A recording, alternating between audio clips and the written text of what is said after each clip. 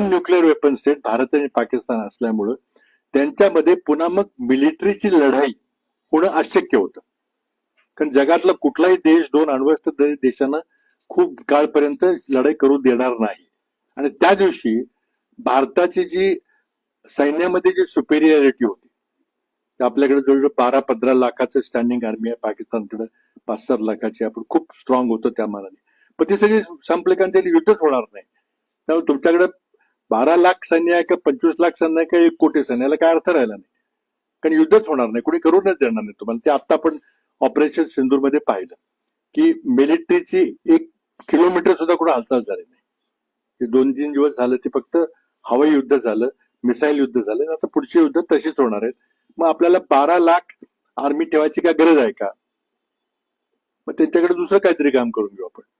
तर आता हे सगळं बदललंय. त्यामुळे पाकिस्तान आपण पाकिस्तानपेक्षा 10 पट मोठी अर्थव्यवस्था आहे, तरी पण आपली आता पॅरिटी झालेली आहे, कारण त्या एका चुकीमुळे.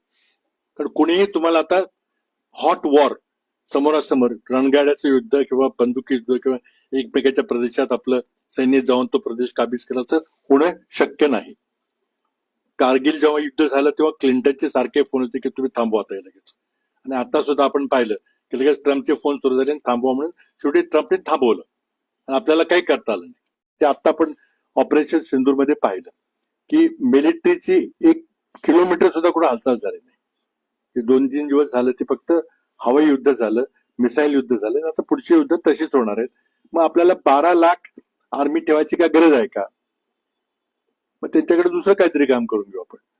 तर आता हे सगळं बदललंय.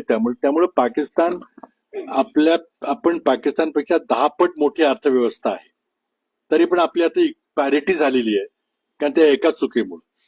कारण कुणीही तुम्हाला आता हॉट वॉर समोरासमोर रणगाड्याचं युद्ध किंवा बंदुकी युद्ध किंवा एकमेकाच्या प्रदेशात आपलं सैन्य जाऊन तो प्रदेश काबीज करायचं होणं शक्य नाही. कारगिल जेव्हा युद्ध झालं तेव्हा क्लिंटनचे सारखे फोन होते की तुम्ही थांबवा आता लगेच. आणि आता सुद्धा आपण पाहिलं की लगेच ट्रम्पचे फोन सुरू झाले आणि थांबवा म्हणून शेवटी ट्रम्पने थांबवलं आणि आपल्याला काही करता आलं नाही.